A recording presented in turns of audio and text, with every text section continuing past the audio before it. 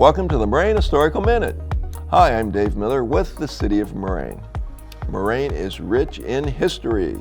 Today we look at one of our 15 Moraine historical markers, the Dayton Wright Airplane Company. Following the declaration of war between the United States and Germany, the Dayton Wright Company was formed in 1917 by a group of Ohio investors that included Charles Kettering and Edward Deeds of the Dayton Engineering Laboratories Company, called Delco.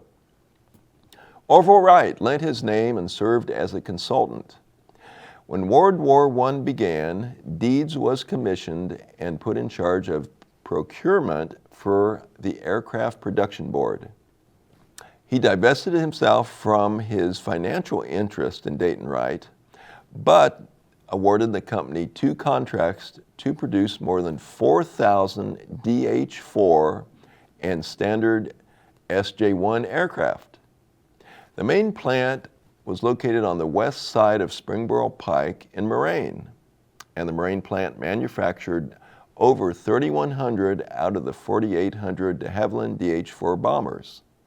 The only American-built airplane to see action in World War I, and was America's very first combat bomber. The planes were flight tested at South Field, which is now known as the Moraine Farms, which is located near Stroop Road and Tate Road in Kettering, about a mile and a half from the Moraine plant.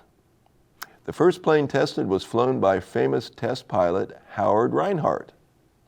By July 31st of 1918, the 1,000th DH-4 was ready to be shipped to France. By the end of the war, the Moraine plant was geared to produce 40 DH-4 airplanes every day. The DH-4 was powered by the famous Liberty engine, whose design team included Colonel Edward Deeds himself. Many of the de Havilland airplanes were retained by our government after the war and served as the mainstay for the very young and fledgling U.S. Army Air Service during the 1920s. The DH-4 is on display at the Air Force Museum in Dayton, Ohio. In 1919, the Dayton Wright built a limousine version of the DH-4 called the single-seat Messenger, and a 3-seat plane as well. In 1920, the RB Racer was designed with solid balsa wood wings, enclosed cockpit, and a retractable landing gear. In 1923, the Dayton Wright Company had just started producing the TW-3 aircraft powered by World War I surplus Wright E engines when it was closed by the parent company General Motors, which had purchased it back in 1919. The large plant building was then retooled and used to make Frigidaire refrigerators.